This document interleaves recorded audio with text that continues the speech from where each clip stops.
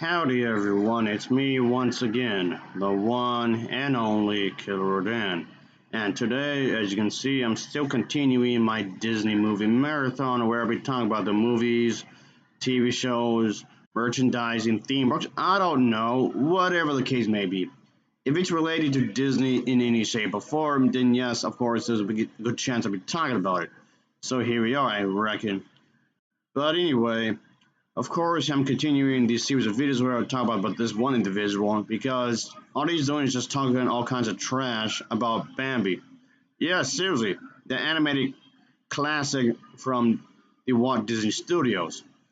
And yes, he's trying to tie it to the whole Bible thing where the film looks all cutesy wootsy and all that jazz. And he's claiming that it's all that just a facade.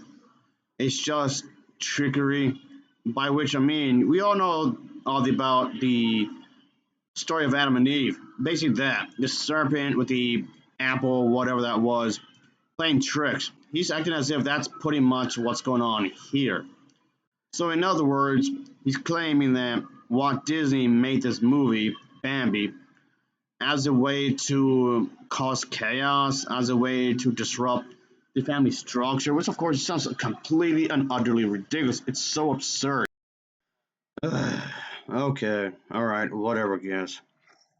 Of course, there's more to it than that, obviously, because he's trying to use the scripture as a way to explain away why he thinks this and that when it comes to the movie.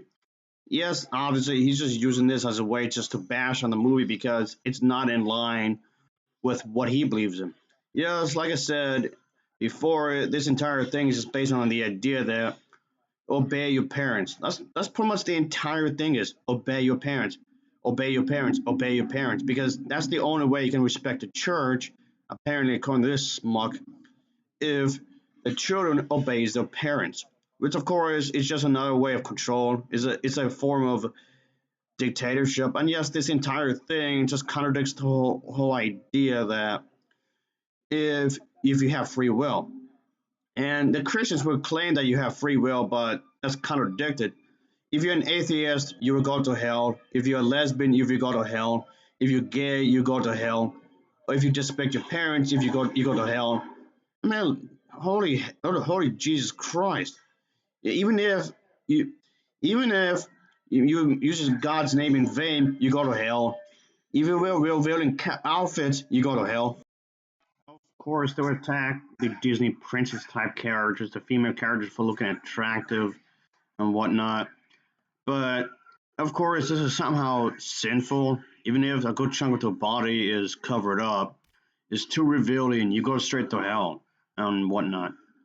It's just ridiculous. If they don't express the same interest as they do with his God, you're going to still go to hell. Because apparently, the only way that these female characters can be feminine and graceful and all that is through Christianity. It doesn't matter which version of it, really. But all of this just contradicts the whole idea that you have free will. Don't do this, don't do that, don't do this, don't go up, don't go down, don't go left, don't go right, don't do not do something, don't do something, do not do something. Like what the hell? Like whatever you do, you're going straight to hell. Obviously, he's going to keep on continuing to use stories from the Bible, or verses from the Bible, and just using all these scriptures from the Bible itself as a way to justify what he's trying to say here. Obviously, it doesn't work whatsoever. As I said multiple times before, when it comes to the Bible, I'm not going to say everything in these stories are vague because a lot of them are actually pretty detailed within those descriptions of the story.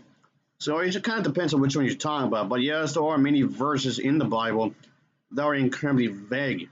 And yes, there are stories in the Bible that's vague. And the structure of these stories at times are really poorly done.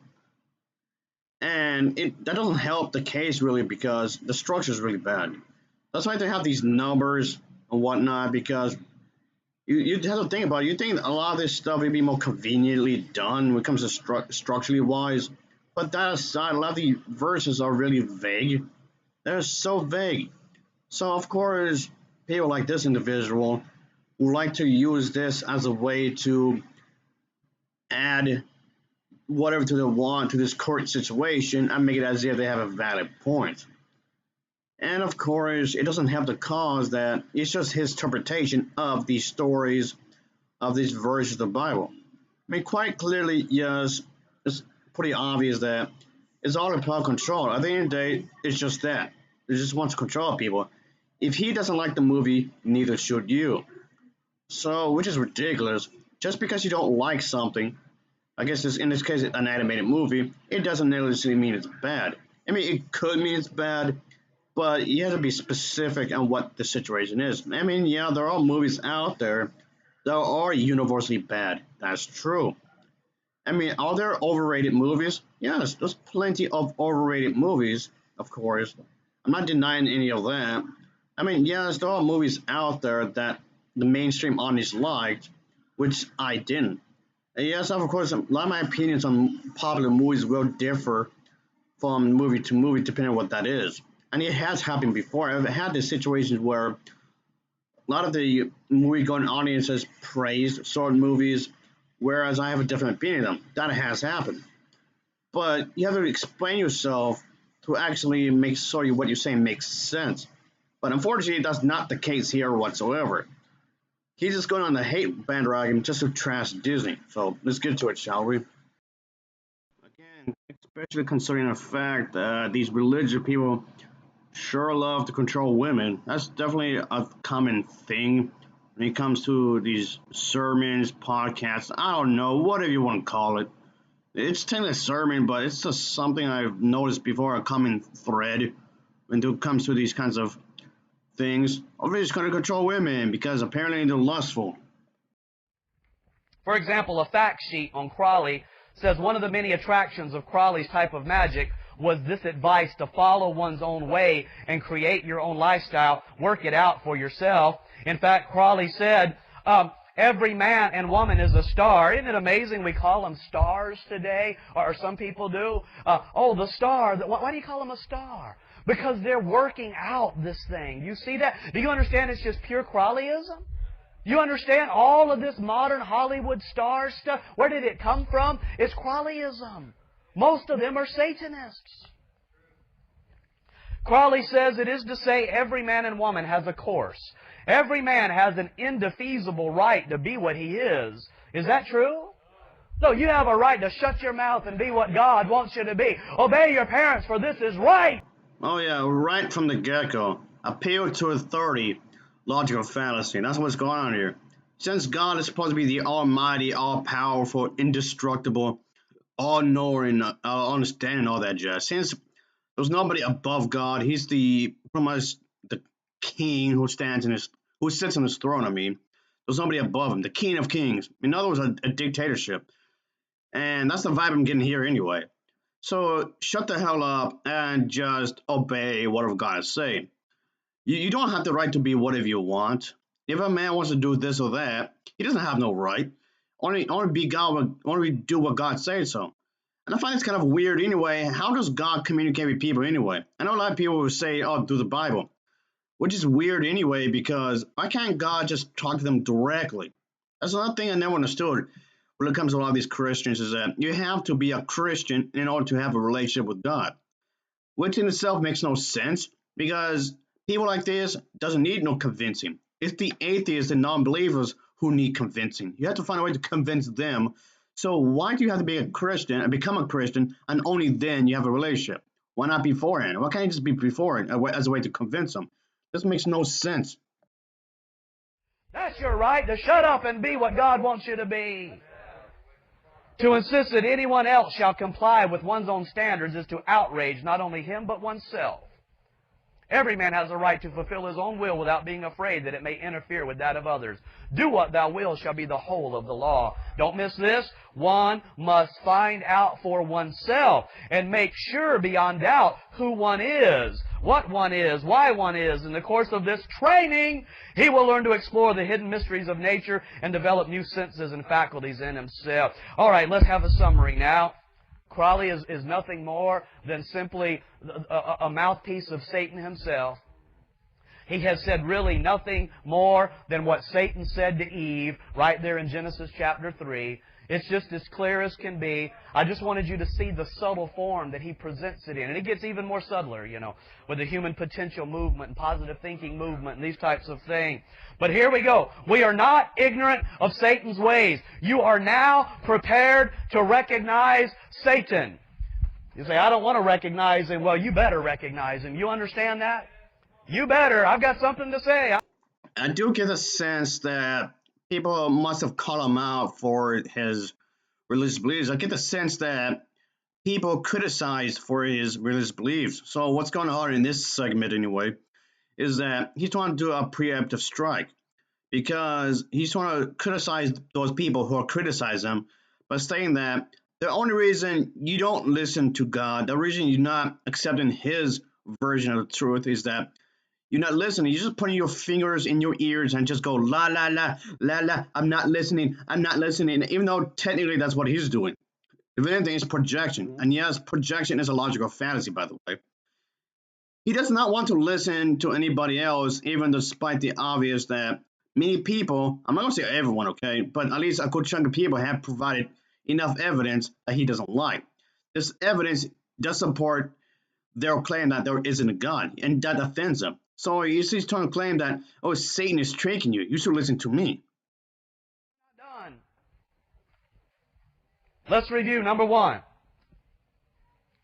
He will often present himself or speak through a cute or beautiful creature, usually an animal. Genesis chapter 3. Number two. He will try to bypass the man and deceive women and children if he can. Number three. In his deceptions, he stirs up rebellion and discontentment. He makes you feel like you're being oppressed. And number four, he promises power and godhood with no curses if the person will just let go and rebel and forget about tomorrow and live for the moment and just go with it. That, in 4 steps, is how Satan works. Are you now prepared to recognize Satan? Okay. Proverbs 10, the blessing of the Lord, it maketh rich, and he addeth no sorrow with it. Now, the Lord will bless you, but his blessings do not come with curses. But what about Satan's blessings? Satan will bless you to curse you. It's a sport to a fool to do mischief, but a man of understanding hath wisdom. Hebrews 11, Moses, choosing rather to suffer affliction with the people of God than to enjoy the pleasures of sin for a season. Can sin be pleasurable? Yeah. Can sin be funny? Can sin be beautiful? This doesn't make any sense. So in order to recognize that there's evil right in front of you, literally right in front of you, you must accept the blessings of Jesus in order to combat evil. That doesn't make any sense because why do you have to go through this route, this specific route of truth finding in order to do that? You don't necessarily need a Bible to have morals. You can have a pretty good moral system without the Bible. Yes, I know, people just argue that if you don't believe in God, where do you get your morals from? Well, from being a decent person, for one. You don't need some stories to tell you that. If you need a book, some ancient book that was written however 1,000 years ago, to not murder a baby, you're already a monster. It's already too late. You even need a book to tell you to not do this or that. It's already too late for you. You're already a bastard. So again, and again, nothing is explained at all. Can sin be exciting?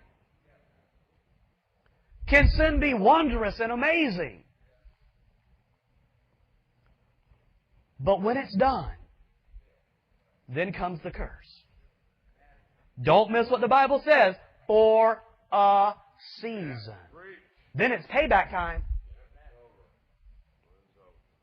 Proverbs 26 says, as the bird by wandering, and the swallow by flying, so the curse causeless shall not come. Why do you get cursed? Oh, there was a cause.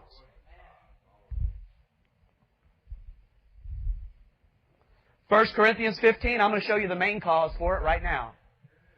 Say, why were my children cursed? Oh, there's a cause. Why did my children grow up little antichrists and sodomites? Oh, there was a cause. Let me give it to you right now. By the way, for those who don't know, whoever's watching this, when he says sodomites, of course that's a stab towards gay people, because apparently every single gay guy out there is interested in butt sex all the time, and everything has to do with butt sex. Just because that may ring true for some, that does not mean it's going to ring true for everyone. That's just a common stereotype. So whenever you hear that word sodomite, that's a stab towards gay people. And yes, he's saying that they're work of the devil. So yeah, homophobic much? Are y'all listening? Y'all want to look at it and see? 1 Corinthians 15, be not deceived, evil communications corrupt good manners. How did the children get cursed? How did you get cursed? How does this world getting cursed? Evil communications.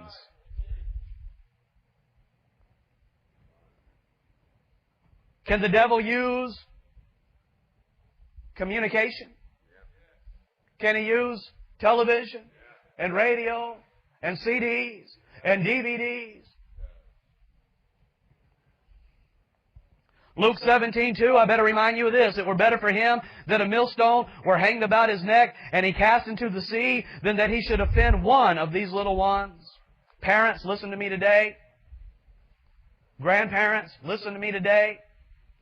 If you offend one of these little ones, you have a death coming that is more painful than the worst form of physical death you can imagine. That's not how that works. What he's saying is basically the effect before the cause. The bad thing happens, therefore it was caused because of this. That's not how that works. That's backwards when you think about it.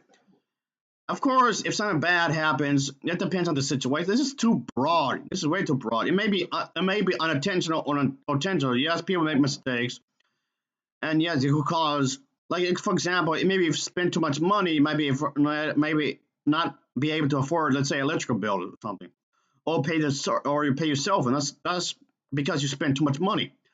But anyway, what he's trying to get at is a straw man argument. So what are you talking about? That makes no sense. Ephesians 5, let no man deceive you with vain words, for because of these things cometh the wrath of God upon the children of disobedience. If you should beware of vain words, and let no man deceive you because of vain words, what about if those words come out of the mouths of furry little creatures? If you're not to be deceived by vain words, what about vain animation? What about vain movies? What about vain songs? Let no man deceive you. Oh, Christ. Again, you're trying to do what you call a preemptive strike. Like I just said a moment ago. He's doing that again here. So, like, if, let's say, in case anybody who made the movie, or anybody who is a fan of the film, or just Disney in general, somehow catches a sermon, he's trying to say that you're the one that's being deceived. If you criticize him, if you criticize what he's saying, you're the one that's the trickster. You're the one that's trying to fool everybody. That's a flat-out lie, because he knows somebody eventually will try to make an argument over his sermon, which eventually happens because look at what I'm doing. So if anything, he's saying that I'm the fool for disagreeing with what he's saying. Yeah, this kind of attitude is why Air Force and I pretty much went rogue when it comes to the churches, quite obviously. And yeah, we had received a lot of, how do you say this, slack because of that. And there were a lot of religious people that really did not like our attitude. And so we had heated arguments, and this also led to us fighting quite a bit in brutal fashion, I should say. And it was deemed as too violent of behavior. So the churches themselves didn't really trust us all that much because of it. Well, that didn't stop them from actually attempting to convert us, though. Just throwing it out there, give me a little idea of what occurred. So yeah, a lot of these individuals didn't really trust us because, we didn't trust them because of their attitude. So there you go. It's because of the way they were acted when you think about it. We're not the villain just because of that. Just throwing that out there.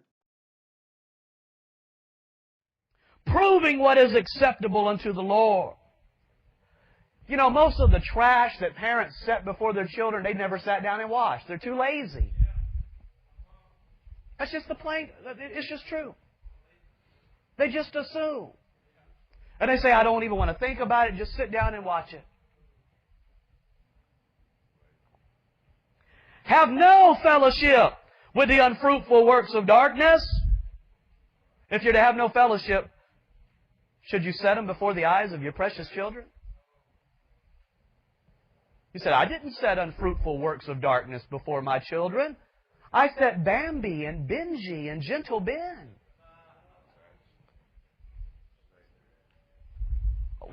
Wait a second.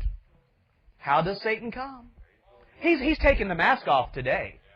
I mean, you know, in these past few decades, I mean, you've got E.T. devils, you've got trolls and all kinds of ogres and things. He takes the mask off. He said, I don't need to hide anymore through little furry pets, you know. I'm going to be a grotesque creature. Isn't that something? He doesn't even have to hide it anymore. And parents say, oh, what a beautiful little ogre. But what are you to do? Have no fellowship with these works of darkness, but rather what? Reprove them. And that's what I'm going to do today if you listen. That's what I'm going to do today if you listen. After that introduction, I'm going to preach now. You ready? Oh, now you want to do some preaching? Then what the hell were you doing earlier? What was the whole hub about that? Yeah, I mean, okay, granted, this entire thing never really made any sense anyway, but now you want to do some preaching? How about you eat my ass, bud? Because none of this just makes sense. It's nonsensical. You're just trying to just do this entire thing, the entire shebang. Your sermon is a little over an hour, and you just to shit talk Bambi. That's it. Just because Disney made it. Nigeria, they have a inflation problem, which of course it's real bad, and it only manages to get worse as time goes. But you're gonna worry about some movie just because of the fact that Disney made it. How about you focus on the real problems versus some made-up problems that don't even exist in the first place? How about that? You just want to shit talk Disney just because Disney's not in alignment with your Christianity. Well, it's your version of it anyway, but okay. You know, in the Bible, Satan's called the god of this world. In the Bible, Satan's called the prince of the power of the air. The prince of the power of the air. Airwaves. He's deceiving people like never before today. Okay, now you put all this together, you know what you find? The devil will use communication to present beautiful creatures to stir up children and women to rebellion by promising them that they will be unleashed from oppression and they will experience a form of godhood and freedom and self-fulfillment if they will only break free and quit being ruled by their parents. There it is. Do you see that? Now let's check and see if this message is indeed being presented, okay? The Bible says, John chapter 8, Satan was a murderer from the beginning. What's with this individual and these logical fallacies? Basically, that's a red herring. Red herring is a logical fallacy in itself because he's intentionally misrepresenting the argument here. And that's the thing, though, that this entire, granted, that's entire sermon he's doing here. So in other words, what he's getting at, anybody who's a fan of Bambi, the original Bambi that Disney had produced, anybody who's a fan of Disney, anybody who's criticizing him, such as myself, or anybody that's an atheist, I guess to be in a more broader terms, I guess. So, if anything, he's assuming that people who don't think like him, people who don't act like him, people who don't like the same kind of movies as him, are a bunch of murderers. So, you don't even know me, and yet you claim me that I'm a murderer.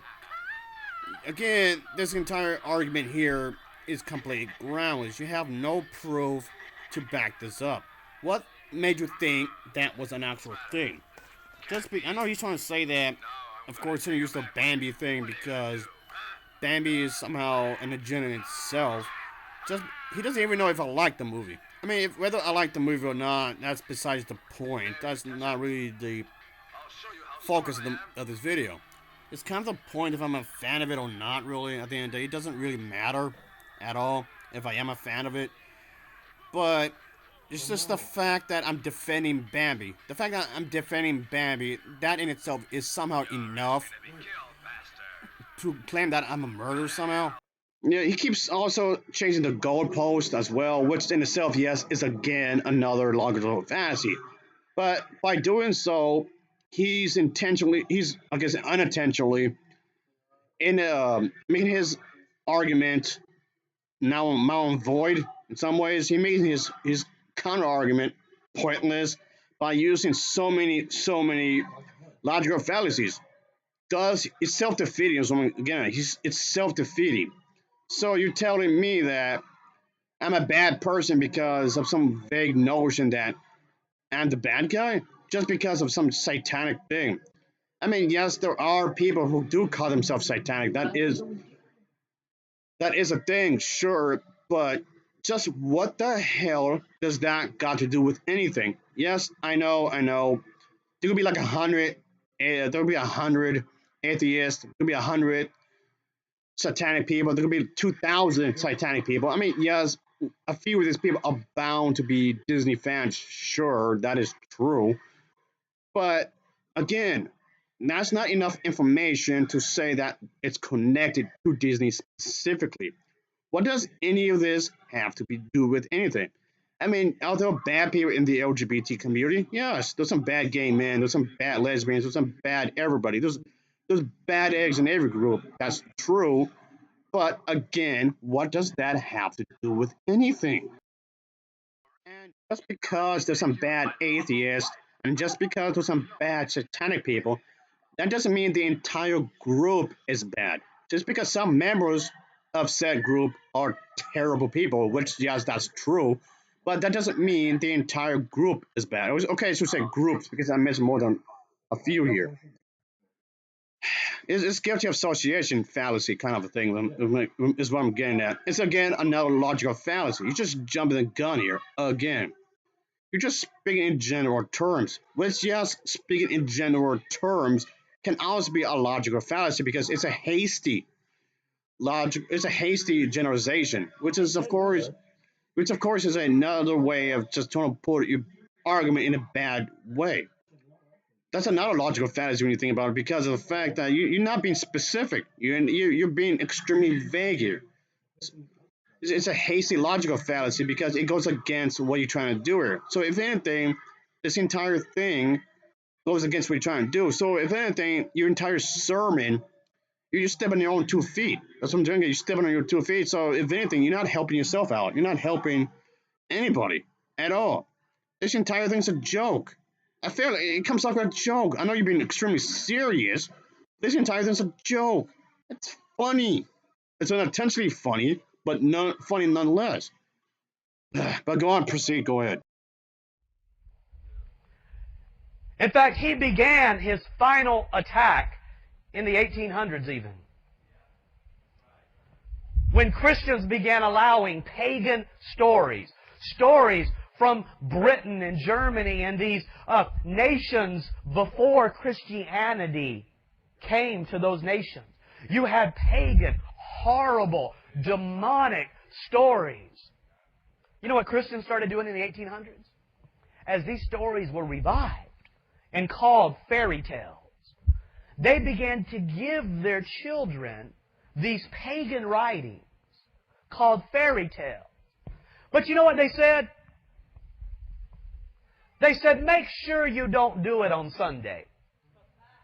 You can read them and read about the fairies and the trolls and the devils and all of the, and the witches, but just do it on Monday.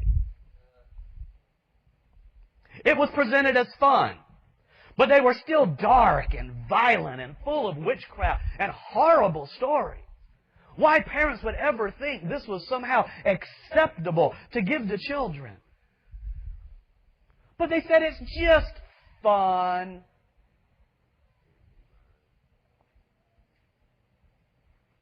Over 100 years later, everything the devil intended can be seen right now before you. You look and say, what is wrong with this world? Children shooting one another and dressed up like Satan and carving their teeth into vampire. I mean, what happened to our children? What do you mean what happened to our children? You 100 years ago, you gave them this stuff. And then their parents grew up and had children. And it got worse and worse and worse and worse. Ah, Jesus goddamn Christ, mate. This, again, means that you haven't explained anything. You have not explained anything whatsoever. This is what you call an A-B logical fallacy, because he's acting as if you're either with me or you're against me. So he's acting as though that there's no other options in the world. It's just you're either with him or you're against him. And that's it. So basically, if you're not with him, you're the enemy. You're the bad person. You have chosen the awful option. And the only good option in the world is his option. And that's it. And yes, of course, it's also referring to the fact that, yes, society has changed over the decades with the generations passing as well, of course. And yes, how some aspects of society has become more liberal than compared to, let's say, in the 1940s and 1950s. And he's getting mad over that. He does not like the fact that it was changed in society than compared to when he was younger. And it's everybody else's fault for ruined society. And he's right here trying to quote unquote save society from the harmful choices. He's like there's no merit to anything else. There's no other options. There's not a third option, a fourth, a fifth, six, seven, eight. He doesn't realize there's maybe 20 or 30 different options. It's just one and two options. That's it. You just have two options. And option one is the best one. Not option two. Option two is the best. It's not the best at all. It's the worst one. Which, again, makes no sense because he has nothing to. Oh, back in my day, that kind of attitude. That could be fine depending on the song circumstances. Like the old saying goes, there are exceptions to every rule. And that's true. There are exceptions to some situations. That's fine. It just depends on what situation you're referring to. Yeah. Maybe option A is that if you eat healthy, you live longer. Oh, option B, you keep eating a bunch of junk food unless you be moderate about it, is that you just die eventually. So the A, B idea mindset could work, but my point being is that context is extremely important, but he's skipping on all that context, unfortunately.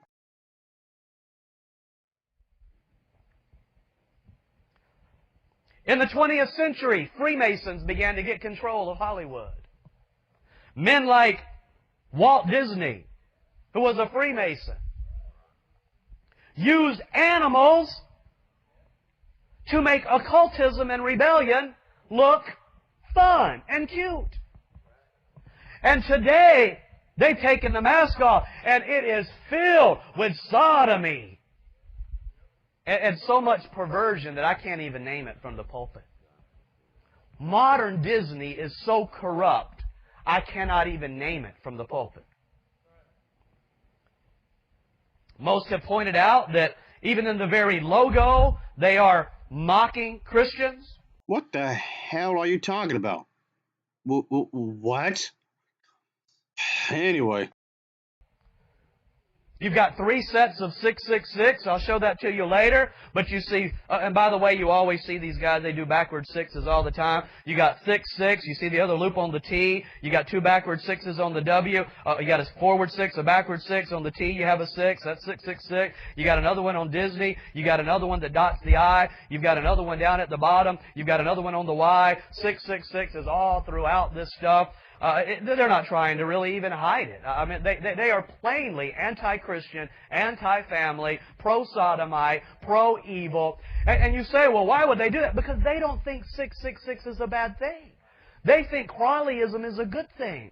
They think children discovering their potential is a wonderful thing. See, you look at 666 and you think, Again, he's using the A-B logical fallacy I just mentioned a moment ago. So in other words, what he's trying to get at, if you support Bambi, and that translates to you trying to stop children from reaching the full potential. And the only way they can reach their full potential is through Christ. I mean, yes, the whole 666 thing, but there's also debatable because that's not a thing. I really don't want to talk about the whole 666 thing because, yeah, it goes into the whole fact that certain numbers didn't exist way back then when the Bible was written. There were, in fact, there were certain numbers that did not exist back then. And yes, this goes to the alphabet as well. There were certain letters of the alphabet, like the letter J, did not exist when the Bible was written. So I really don't want to get into that because that's a whole like other shebang as well. That's a whole other debate you could actually have here. So if I could talk about that, this video would be a lot longer than it should be. And this video is already getting pretty long, like it wasn't already. So yeah, there was that. I just don't get it. I don't get anything. That should be obvious already, of course. So what's the thing here? What's the complaint?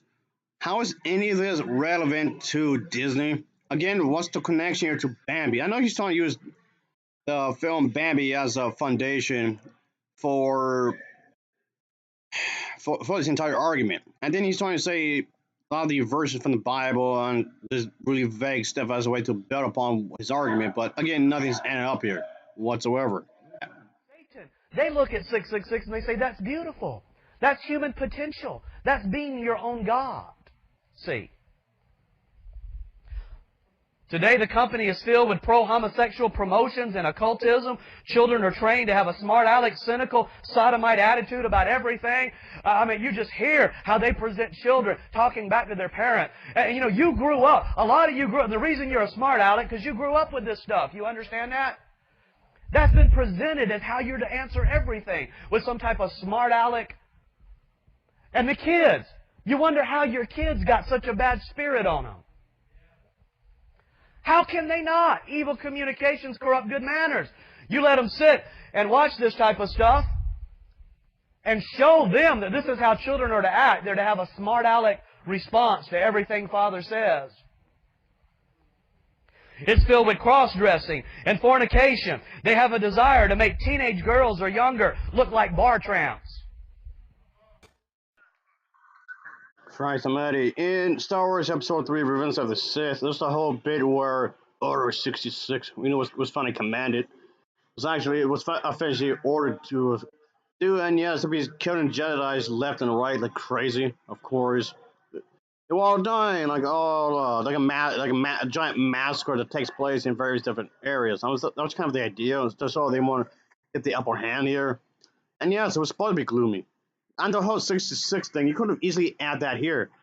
Right here. I mean, you just as well, as vague as that is.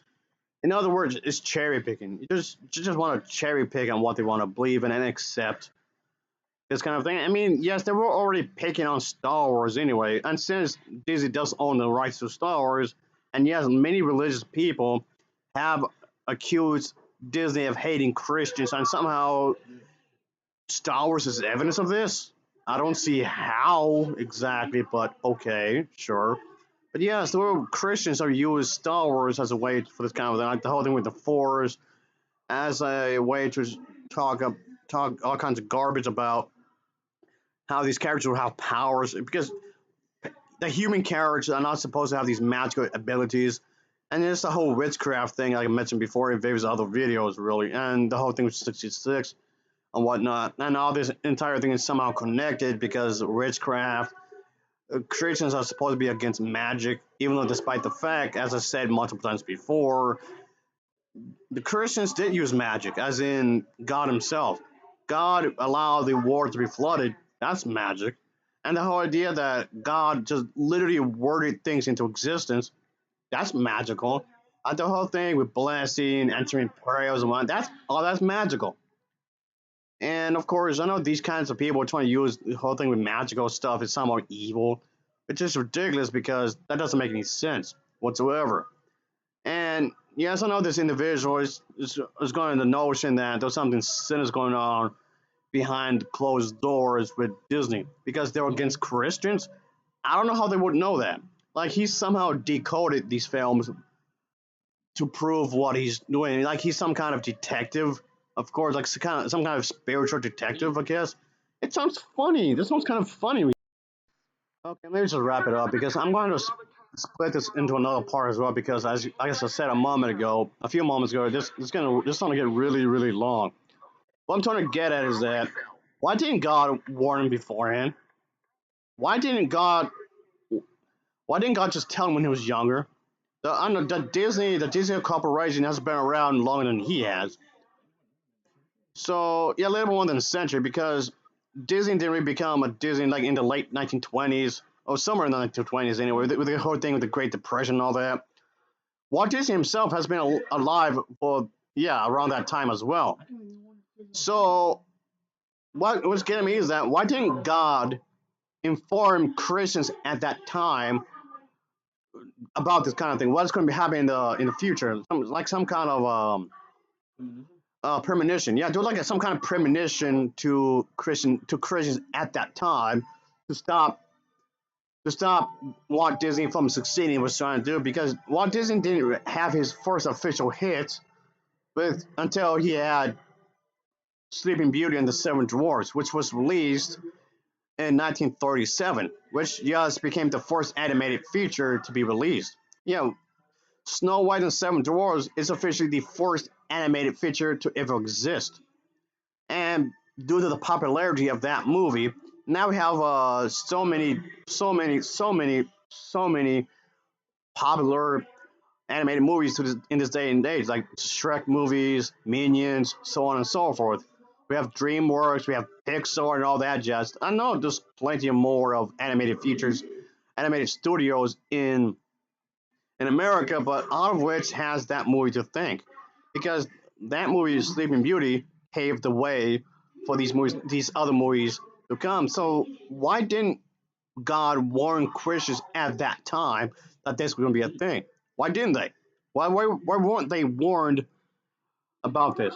Why would they give any messages about this? This is so confusing. A logical fallacy. I'm going to say this real quick because honestly, I don't be on this too much because this deserves an entire video on its own if I want to do that.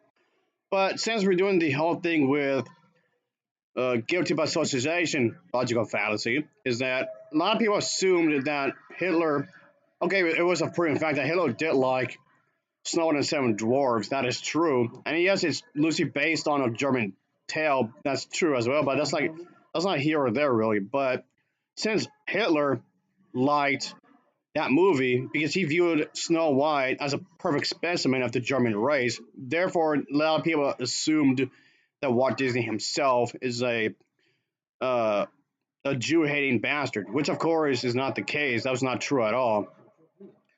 Even though, despite the fact that, I mean, okay, Hitler himself pretty much banned everything else of Disney except for that one movie during World War II. But okay, let's ignore that fact, shall we? I guess. But these are the same people who criticize Disney for being anti-Semitic. Would want, well, at least some of them anyway, would want to ban cigarettes, even though Hitler himself wanted to ban cigarettes, and he had for some time. So I guess he must be bad as he is with that line of logic.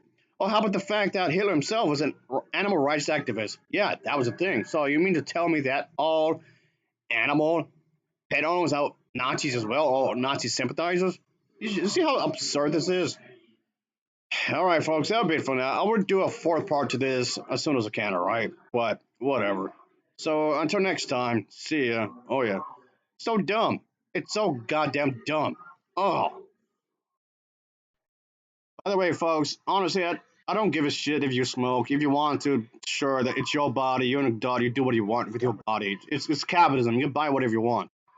I'm just throwing out there. I don't want anybody to be leaving this video and just leaving a comment, just twist my words around. That's not what I don't care. If you want to watch, if you want smoke cigarettes, go ahead, sure. Or watch characters smoke cigarettes, I don't care. Go for it. Anyway, that'll be for now, folks. See ya. Oh yeah.